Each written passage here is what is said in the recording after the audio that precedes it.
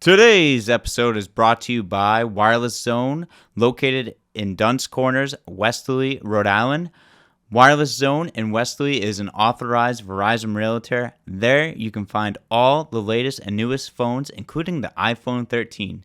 And if you're in the business for a new phone, you can get up to $440 off your new phone with a trade-in of an old phone. And if you have a broken phone, they have a repair zone. There they can help repair your cracked screen. You need a new battery. They have you covered there in the repair zone. Check out Wireless Zone in Westerly, Rhode Island, located next to the Dunkin' Donuts in Duns Corners.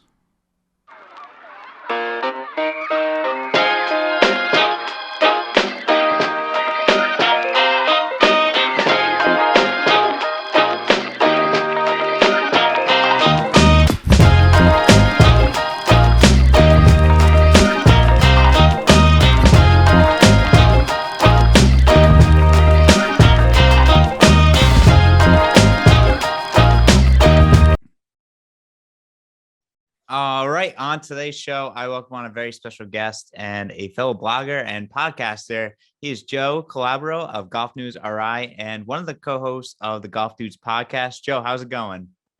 Hey JT, great to be with you. Thanks so much for having me on. It's going great. It's November. Thanksgiving is in a few days, and I'm excited to be on with you. So thanks so much for having me. Yeah, no problem, man. Yeah, I'm excited for Thanksgiving. It's one of my favorite holidays. I get to eat as much as I want and not feel bad about it. How did now Joe, I just want to jump into it because I'm so curious. Your website's awesome that you put so much out, so much content on there. But how did the idea of Golf News RI start? So it's actually pretty funny.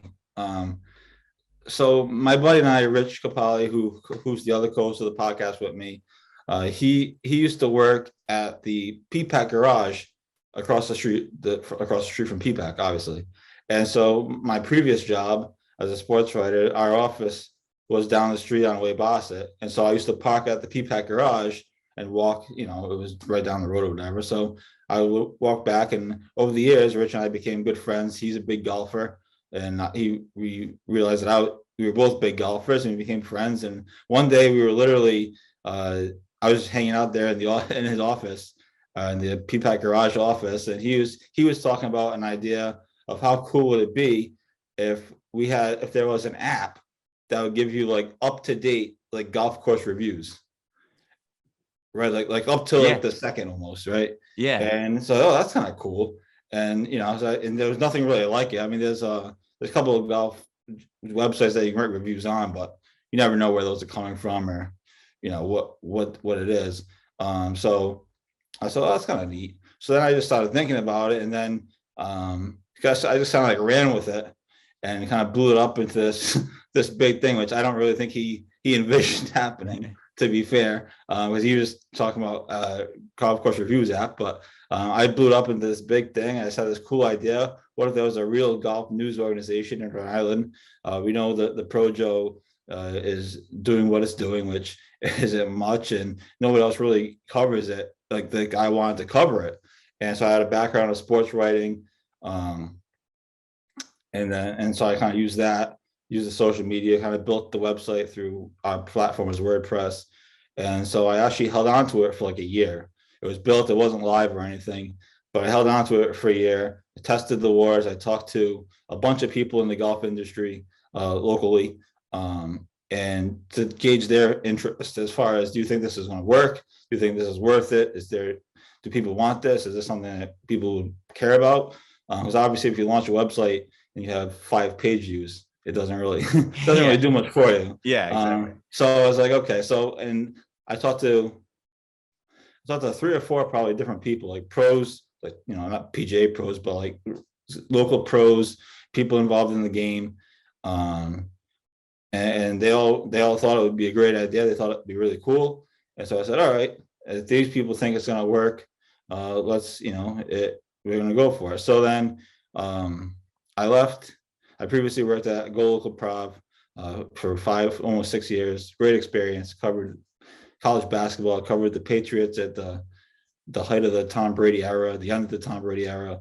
So it was a great experience. But I left there in March of 2020, right as the pandemic was starting, and I actually launched GolfNewsRI in April of 2020, right in the middle of the pandemic, Oh, which wow. could have been the single dumbest entrepreneurship idea in the history of all of the land.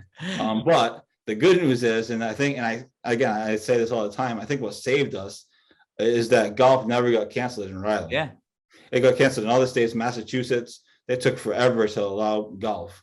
I don't remember how many months it took them, but it took them until, well into the summer to allow golf. And here, golf was always allowed. Now there were restrictions and all different things, which in hindsight seemed kind of silly. But no one knew anything about, obviously, COVID-19. So what saved us was that golf was always allowed, and I was able to report on the restrictions and report on the rules and the regulations and all this other stuff that was going on. And we just kind of took off from there. And then obviously things slowly became back to normal. We had a full golf season. The state had a full golf season as far as tournaments go, the amateurs and the different tournaments and stuff. The only thing that we missed out on, obviously, was the Northeast Amateur that was canceled in 2020. But other than that, everything else was there. So we just went from there, and now here we are. Next April is going to be 2 years. Then we'll be moving on to our third year. So yeah, it was pretty crazy. Like I said, it could have arguably been the dumbest entrepreneurship idea in history, but it worked out so far. And I would like to think that we're kind of past that point now. So now we're kind of off and running and onto the next thing. Yeah, it's funny how timing of everything just kind of works out. Like, it's luck. Kind of some of it's luck too. You launched the website with COVID, and then golf stays open here in Rhode Island, and it just that's why I feel like more people probably got into the sport too during, just to kind of get out of the house, do something, because I know I couldn't handle it, so I had to go do something. I had to go play golf or do something to get myself outside. Absolutely, and the golf rounds, and I think they're as I saw a study, I think they're kind of going back to normal now a little bit, but in 2020, golf rounds were at like an all-time high across the country. I mean, it was like insane, and clubs were filled, and there's waiting lists and stuff. So yeah, I mean, I think the pandemic, obviously, it sucked. Don't get it mixed up. No. Sucked. Yeah. But it was great for golf. It was great for the game of golf, and golf saw historic numbers. It is insane. It's crazy. And then, so you mentioned you covered the New England amateurs. What else do you cover on the website? What else is it? Professional golf too? And do you cover, do you give reviews of golf courses, as you mentioned was one of your ideas? Yeah, so we cover everything. I try to write as much golf as we possibly can. You do. Literally. You literally do. We cover club championships across the state. Last 2 years, we've posted the results of every club championship in the state. So like Kirkbride, Alpine, Cranston Country Club, Triggs, whatever you name a club, we have a write up on it. I'm not saying this like any winning material there, but we post the results, we post a picture, people know what happened, we put it out on our social media. So we cover that stuff. So that was at the heart of it. It was like, what if people want to know who's winning these other tournaments in their clubs? So I think that was the heart of it. We cover, obviously the state tournaments, the state four balls, the Rhode Island Amateur, the RI Mid-Am, stroke play, etc. We obviously covered the Northeast Amateur, which, like I said, was canceled in 2020, so that was too bad. But obviously it was back in 2021.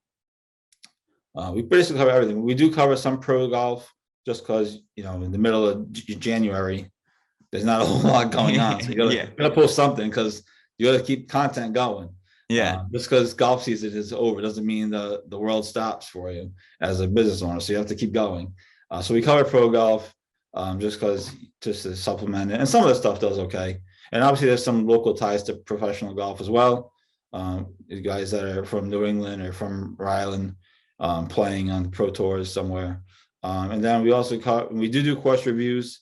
There's a course review section on our website. Relatively recently, we actually have somebody that's been doing like dedicated course reviews for us. He goes all over, he plays. He's been sending us in course reviews. The name is anonymous, because I felt like if I want to get real course reviews, people aren't going to want to put their name on it, and then they get blackballed from the club. Yeah, exactly. You dumped on our club, you're not playing here anymore. So I keep it. I mean, if somebody really wanted their name on it, they put their name on it. It's not that big of a deal, but Yeah. generally speaking, I keep the course reviews anonymous. That way people can write what they feel. If they send in pictures, the pictures are anonymous. That way I'm getting real course reviews in real time. We try to get them up within a day or two of that person playing around. So if you play tomorrow, my goal is to get your course review up by like Saturday at the latest. Wow. You know what I mean? Okay. Yeah. So to try to keep it up to date because things change, obviously. And obviously, no one's necessarily playing now, but you know what I mean.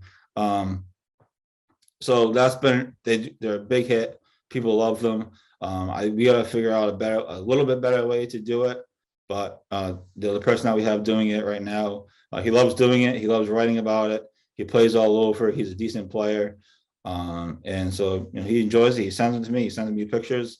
I post them, and so hopefully we'll expand on that as we go. I'd like to do a little better way of doing it. I don't know what that is necessarily right now.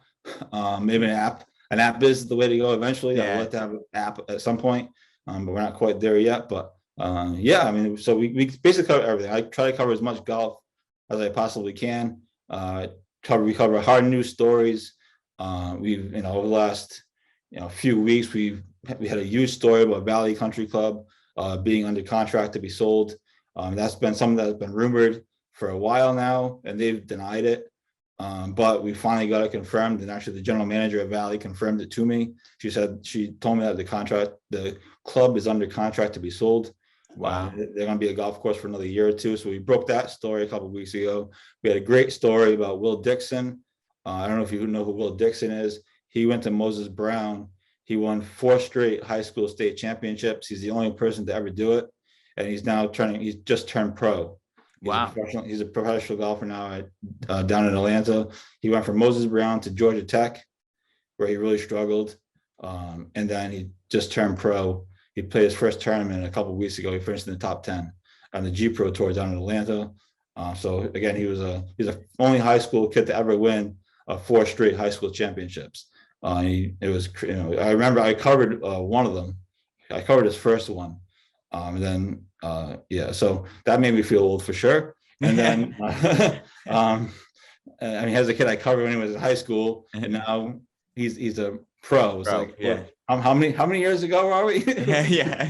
It's like, holy crap. It's flies, man. Yeah. I mean, it's 2021. He was a freshman at Moses Brown in 2014. So Wow. there you go. So 7 years. Yeah. So it's like, you want to feel old. Holy crap. Yeah. And then the other big one we just published recently was a video of the massive renovations going on at Wannamoisett. They're redoing all the greens. They're doing the bunkers over, whole thing. So we got an exclusive look at that. We got an exclusive video, exclusive interview with Andrew Green, who's doing the renovation. And as we talked about off the air before coming on, back in 2018, Andrew Green was ranked as the 3rd best golf course renovation expert in the world. Crazy. And he was doing an interview with me in GolfNewsRI in Little Rhode Island for some reason, but he was beyond nice enough. And I'm very thankful that he helped make it work, because he could have just, as I tell people, he could have just blown me off and, oh well, what are you gonna do? Yeah. But he did everything he could to make it work. It was great. It turned out great. And so the video is up, and super excited about that. So now we're kind of on to the next project. I'm not sure what that is yet, but we're moving on. So, but yeah, we brought some used stories. The meta comment stuff, obviously, is always a story. I know you saw it on our Instagram where they're actually ripping up the greens on the back 9, and they're selling them to a club in Massachusetts, Brayburn Country Club. Yeah. So that was a big. So obviously that saga is still going on. So I wasn't sure how much content there was going to be. It turns out there's more than enough content to get you through the day. Then we have the college stuff. We cover college golf with URI and Brian, and then obviously we cover kids that are playing all over the country, like Davis Chatfield and Patrick Welch and Andrew O'Leary, and a number of others as well. So yeah, I mean, there's plenty of content, and we're just one day to the next. Well, yeah, it's crazy how much you guys cover and how much like articles are being printed out, and like go on the website and you always just see boom, boom, boom. Like, I'm like, I was like looking, I was like, oh my God, you guys post so much, and it's great that you're able to do that. And have all that content. Like, it's crazy. How do you keep up with like everything that's going on in Rhode Island? How do you keep up with like the golf championships? Where do you get that information? To the club man? Because I'm curious too. Because like, where's it? Do you get it from the club managers? Do you guys actually go and watch them? Like, how does that work? So as far as the state stuff, there's a state schedule. Yeah. Riga does a decent job of putting out the schedule, and you know, you can go on Riga links, thanks to rigalinks.org. You can pull up the state schedule. So that's pretty easy to follow. I check that all the time. And obviously this summer was brutal with rain and stuff. There were all kinds of postponements and moving tournaments around, whatever. But generally speaking, that's pretty easy to find. As far as the club stuff, but one thing is, I have a lot of friends all over the state who play at all these different places, and they know. The other thing is, over the last year or so, a lot of the clubs now actually follow us, and so they'll help us out. They'll send us along information. They'll text us, or not text necessarily, but message us pictures and let us know what's going on. And some of the stuff, to be honest, I just, they posted on their Facebook page, and I just somewhat take it from there. I mean, all these clubs don't really have time to be sending press releases out. Yeah. And so sometimes it's just easier. They'll just say, just take it from our page or whatever. And so sometimes I do that as well. But yeah, they've been great about helping us out and telling us what's going on.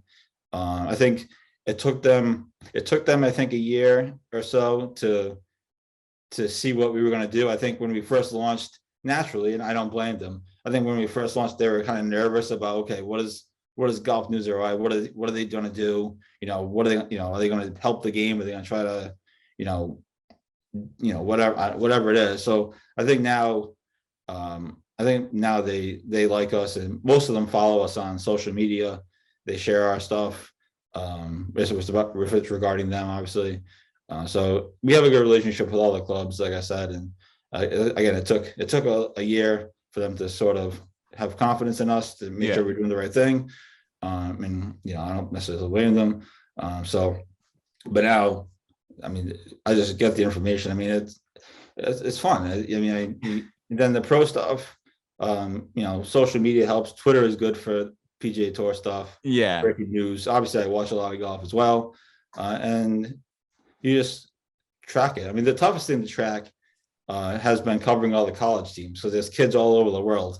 Oh, not the world, but the country, like playing college golf at big time schools. Yeah. And so that's the toughest thing to track. It's like, okay, Oklahoma has a tournament, next week, and Patrick Walsh is playing, but Notre Dame has a tournament next week, but it starts on Friday instead of Saturday. It's like, it's all over the place. So that's when it gets tricky. It's like, whoa. Yeah. But it's fun, and people like to hear about how they're doing. So Patrick Walsh is really doing well. He has a chance to make the pros. Same thing with Davis Chatfield. He has a chance to make the pros as well. So people enjoy the college golf stuff. People enjoy seeing how these guys are doing. And so that's been fun to cover as well. And I went from covering college basketball to covering college golf. So it's kind of fun. And I try to bring that same mentality. I'm in the, we're a news organization, right? We cover golf, but at the end of the day, we're a news organization. So I'm all about, okay, content. How does this work for content? Why am I going to this tournament? We have to get something out of it, right? I'm not just going for a tournament necessarily to watch it. I'm going because there's got to be a reason. Even if, next year, for example, if the US Open is coming to Brookline Country Club, and hopefully I'll either get tickets or press credentials or both, whatever. But even then, it's like, okay, yes, I'm going as a fan, and a fan of the pros, but I want to get something out of it, right? Yeah. So even now, it's funny, and my friends kind of hate me for it, but I'm kind of that content guy when I go play. Like when I play golf, it's like, okay, I'm playing this course. What am I going to get out of it? I'm going to get a course review out of it. Am I going to get some breaking news out of it? What am I getting out of it? It's funny. So I played in the Burke Fund Memorial Tournament at Wanamatanami. This is a perfect example. I played at Wanamatanami in the Burke Fund Tournament. I think it was in August. Either way, whenever it was. So Wanamatanami, beautiful course. I believe the amateurs there next year. Beautiful place, like right on the water. The holes are amazing. So I walk into the clubhouse afterward, and there's all these pictures on the wall of drawings of the holes. Oh, There's 18 pictures on the walls, drawings of colored images with descriptions. I said, what the heck is that? So I talked to the guy. I talked to, I think, the pro, and he goes, oh, we're exploring renovating the golf course. wow. I said, bingo. So no word of a lie. I walked around, took my camera, phone, Yeah. and I took pictures of the pictures. And then I got a quote from the pro. I took all the pictures. The next day, I had a slideshow up, and with Wanna Autonomy exploring course renovation. Now, I don't know if that went through yet, or what the stages they're in that. But that's like a perfect example. Like, now that was like luck, obviously. Like, Yeah. But I was like, oh crap! Like 18 pictures, all colored, the descriptions of what they're going to do exactly from A to B. And so I took pictures of everything. Got a couple of quotes from the pro. Story up the next day. Boom.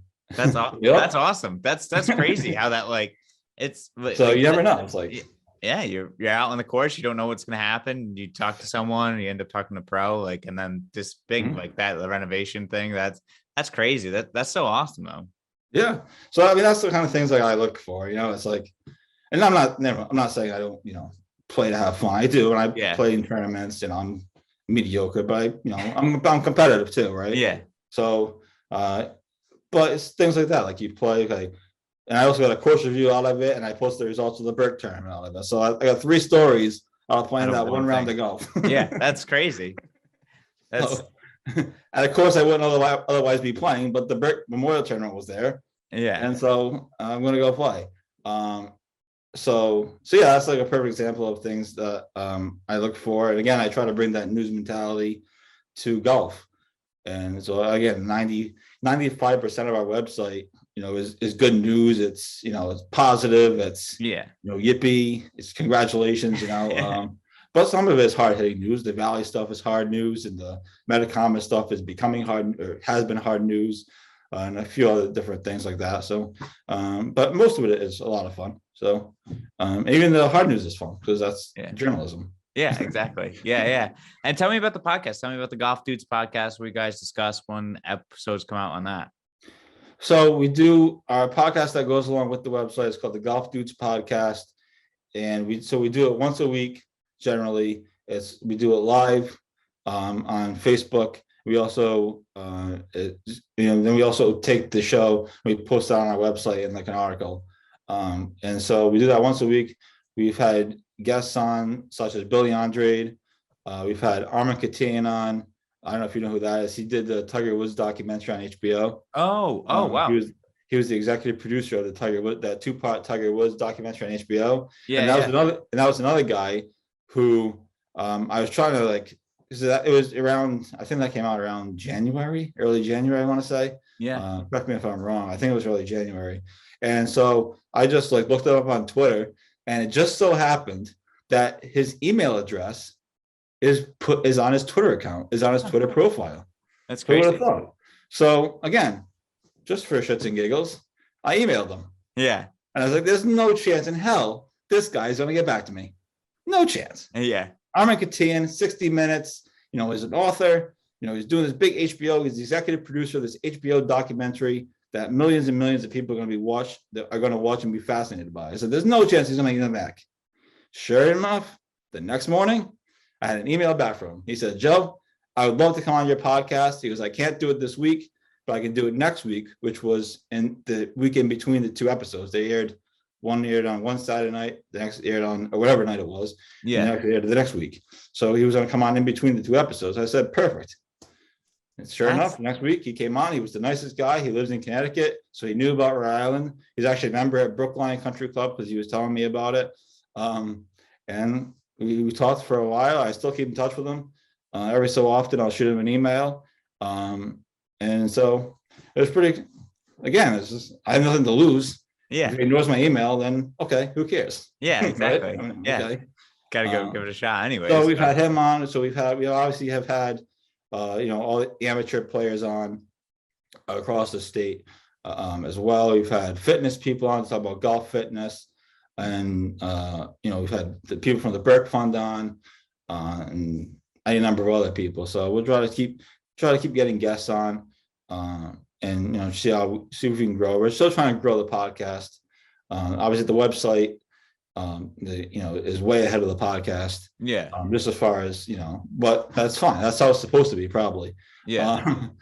So yeah, it's fun. We do it live. It's fun to do it live. We have done some tape stuff. We did our amateur series, which we interviewed some of the top amateurs in the state. So we do different things like that. So we're just trying to keep innovating and keep trying to see if we can make it better, or maybe do it a different way.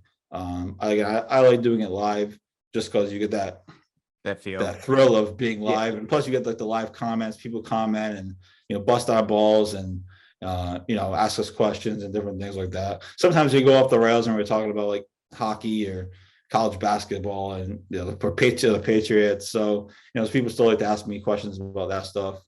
I'm not sure what they're expecting me to tell them, because I haven't been covering any of those teams for 2 years, but they still ask me anyway. Yeah, so the podcast is fun. And again, we're still trying to grow it and figure out how we can brand it better or do it better, and find out what else we can do with it as well. And that's always a growing or a learning process. So it's all about innovating, and that's what we're trying to do. I'm sure you're trying to do something similar. Yeah. And in this past year, we just started covering high school golf. Nice. That's great. Which was awesome. And people I'm sure parents just love to read about their kids and this and that. So this past year we just started covering high school golf. Obviously we'll continue to do that, but that was huge, because no one really covers high school golf. We really posted scores of all the matches. We had a featured match. I went to some of the tournaments, covered them. So that was a big thing for us this year too. So yeah, it's all about innovating. I mean, just got to keep going. You just keep getting better, because you can't just stay the same, or else no one's going to want to hear. No one's going to want to read you. So you just got to figure out how to keep getting better. And that's kind of where we are now. It's exciting. It's fun. Like I said, I'm having fun, so I have no complaints. Same here. Yeah, no, it's great. And I'm right there with you. It's all about innovating. I've making some changes. Actually, I could say it on here now, because when I air this, the episode will be out. But like, I'm doing like episodes with some guy that he's a trainer in Rhode Island. His name's Corey Wright Jr. And he works with like people, but he's having me film episodes at his gym and trying to put it together like almost like a show, like have people like do like cutaways and B rolls and all this stuff. And it's a production and stuff. He used to play basketball, Corey Wright. No, he used to play basketball. Oh yeah. He used to play basketball. Yeah, he played at his dad played at PC. Yeah, I remember him, and he played I remember when he played for the Providence Sky Chiefs, the old Providence Sky Chiefs of wherever that was a couple of years ago. Giovanni Ferrucci owned the team. Oh, really? I was at local, and we were covering I would go to these Providence Sky Chiefs games. They used to play at like Brown. They played a couple of games at Brown. They played at Rick. Yeah, they were like the ABA. I don't think they're a team anymore. I think they disbanded. The league was kind of a disaster, but yeah, I remember him. I know who that is. Yeah. So he's like big into training in Rhode Island and works with some really great players and great kids. So we're teaming up and doing episodes. And like, I just recently put out an episode, and it's like filming and like doing some stuff I have never done and out of my comfort zone. But like you said, it's about innovating and keeping up and doing different things. Because exactly, you also sort of keep getting better. And that's why I did golf, because there was an opportunity there to really grow and own the space. It's like, so I left when I left Go Local, I could have would I have loved to launch a PC basketball blog, because I'm a huge PC fan. I've been going to the games since I was a kid. Sure. But who's going to read it? I mean, right. So what I looked at it was, how can, if I launch a PC basketball blog, right? Okay. How can I compete against Kevin McNamara? Yeah. Right. How can I compete against, Bill Koch, the Pro Joe? Yeah. And, despite what you think of the Pro Joe, he does a good job. There's 17 million PC basketball blogs, right? My friends at Fire Basketball do an amazing job. Yep. Same thing with URI. There's 1 million URI basketball blogs. So it's like, now you're a new blog, how can I compete with those guys? And while it'd be fun, I'm not going to get anything out of it. So golf gave me a chance to own the space, compete with some of these other medias, and I love that I can really compete at, because I feel like for the most part, no one knows what's going on in the locally in golf better than I do Yeah. on any given day. I wake up on most days and I say I know exactly what's going on at every level. Again, obviously it's kind of an off season now, so now it's easy because there's nothing going on. But Yeah. generally speaking, I wake up and I know exactly what's going on. I know what's going on that day. I know what to expect for the most part, obviously. And so I feel like on a daily basis, I know everything there is to know about golf in Rhode Island. And so golf gave me a chance to do that. I love golf. And it also gave me the chance to, again, compete and own a space that no one else, really owns. So, I'm a competitor, right? The Yeah. goal is to win. Yeah. And that's no different with Golf News RI. The Yeah. goal is to win. The goal is for us to be the best golf media in Rhode Island, the best golf media in New England. And if we get bored out in New England, we'll go somewhere else maybe, but down the road. But I'm looking, expansion is. I would love to expand one day. Maybe that's 2 or 3 years down the road or so. But I have a just for some reason, like I don't look at myself as an entrepreneur. I'm just a sports writer. Yeah. I just happen to know how all this stuff works. I understand media as you do. You do a great job. I watch your stuff. Thank you. But it's all about competing, and the goal is to win. Just like the goal is to win on the golf course, the goal is to win in the media. So I'm didn't launch this to lose. So Yeah. the goal is to get better and grow, win, and then see what else happens. Maybe another market. Maybe I'm looking at Massachusetts. Massachusetts is humongous. So I'd have to obviously bring somebody on, but Massachusetts, Connecticut, Vermont, they want one in Vermont. I have people that follow us from Vermont. They're like, oh, you should launch Golf News VT. I'm like, all right, maybe. Then you have to study the market. I would love to do, eventually. Again, we're talking what the future is here, but I'd love to do like Golf News New York. That'd be a lot of fun. Yeah. They get a lot of PGA Tour tournaments over there, and then you get like the Bethpage Blacks and the Shinnecock Hills and all that stuff. So that'd be like a lot of fun to do, like down the road. But we'll see. I mean, there's, like I said, the sky is the limit. Basically, we just have to keep growing and keep doing the right thing, keep growing the right way, and see where it takes us. But yeah, that's my inspirational speech for the day. I love it. I think it's awesome. I love that you're so passionate about it. I love that you started covering the high school golf, because I was thinking about doing that too, but I had no, it's tough to cover everything at once. So I'm glad that someone has that covered, and it's great. I think it's great for the kids and stuff like that. And I think that's awesome for you guys to step into that. And I'm sure the parents love it, like you had mentioned. So it's great. It sounds like all aspects, sounds like you guys are growing great from what we talked about off air. And that's great for you. So, and I want to know just a couple more questions before we sign off here. Where did the passion for golf come from? How long you've been playing for, and what's your favorite course? So it's funny. So when I was a kid, so my dad's a big golfer. Yeah. And so the passion for golf kind of came from him. But when I was a kid, he used to take me to the driving range for golf lessons. We used to go to the Seekonk driving range, which is not even there anymore. I don't know what it is anymore. Now it's been closed for several years. So we used to go to the Seekonk driving range. I used to hate it because at the time I was playing basketball, I was playing street hockey, I was playing soccer. I hated playing baseball as well, but I was playing baseball, all these different things, right? And when you're a kid, you're like, oh, I'm going to be a professional hockey player. Yeah. I want to be a professional basketball player, right? But then as you get older, you realize that you kind of suck at all these sports. When you can't make your high school basketball team, that's a problem. Yeah. And I wasn't very good, so I'm not trying to say I was any good. But I used to play those sports, and when you're a kid, that's the dream, right? Yeah. And so I used to go to golf lessons. I used to basically hit balls as far as I could, as quickly as I could, so it could be done. Yeah. I could go get ready for hockey practice or a hockey game that night or whatever I was doing. Yeah. And then obviously, like I said, you realize you suck at all those things, and pro is not for you. The other passion for golf, it is probably the same for a lot of people my age, came from Tiger Woods. Tiger Woods made golf cool. I dress like Tiger. I wear all Nike.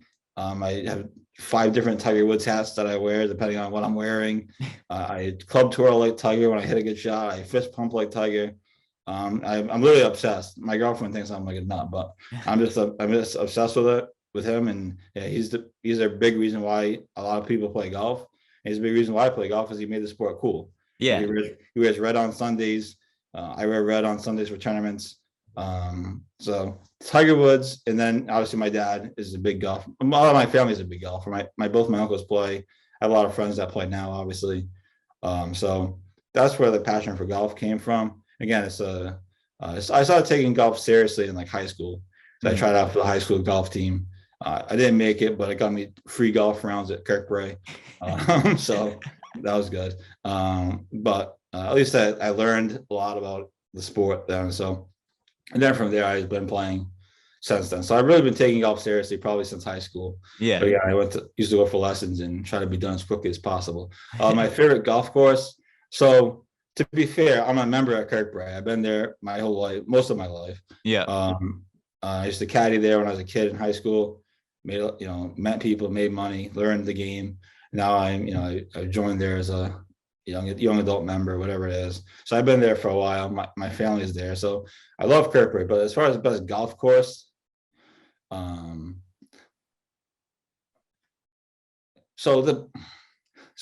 favorite golf course to play is probably Kirkbride because it's my home course. But the best golf course I've ever played was probably Wannamoisett. I love Wannamoisett. It's historic. And I never played Newport Country Club. So to be fair, maybe that would take the cake. But Wannamoisett, I love playing Wannamoisett.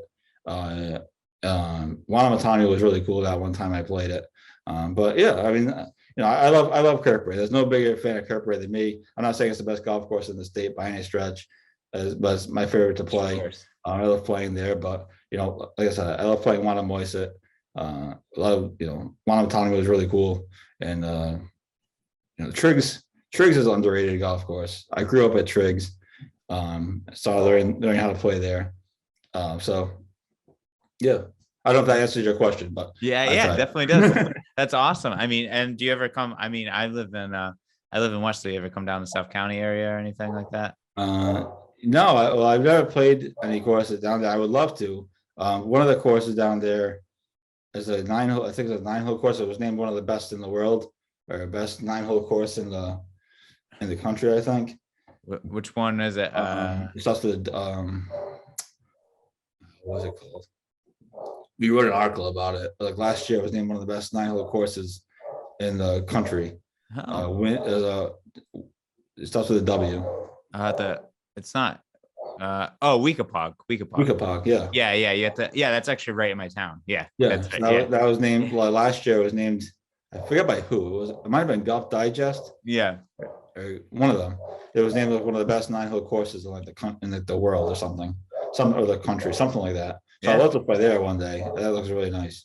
But yeah, I never played down in Wesley, but I love to play. I played for Fenner Hill before. Yeah. If that counts. Of course. Of course, it destroys me every time I play it. So. Yeah. So, but yeah. So yeah, I love to play as much as I can. Again, it's all about content, right? Yeah. This course, what am I getting out of it? Yeah. As bad as that sounds, and my friends like hate me for it. But like that's what I think of. I'm a media guy, right? This is my life. I'm not going to go take 4 hours and get like nothing out of it. Yeah, exactly. Everything I get something out of it. Yeah. When I play at Kirkbride right now, I do course reviews and stuff, but when I play Kirkbride, I get nothing out of it because I'm just playing for fun or a tournament. So I'll do like a course review at the beginning of the year, and Kirkbride's renovating its 16th hole this year. So I went and played in like October and took a picture and put a story up with the renovations and stuff. So got something out of there. But short of that, like if I'm going to play somewhere else, ideally, like I would like to get something out of it, even if I'm playing like buttonhole. Yeah. Yeah. I play buttonhole, but you know. Yeah. I know what you're saying. Yeah. Well. I mean, anytime when the season gets back coming, you should come down. We could do some content with each other, play golf with each other, or something like that. And I think that'd be a lot of fun. Get exposed to some courses down here too, and whatever I can do to help you out. Yeah, absolutely. Let me know what Same here. If I can do anything to help you out. I mean, like I said, we cover high school golf. Yeah. There's a lot of golf stars, young golf stars that are coming up.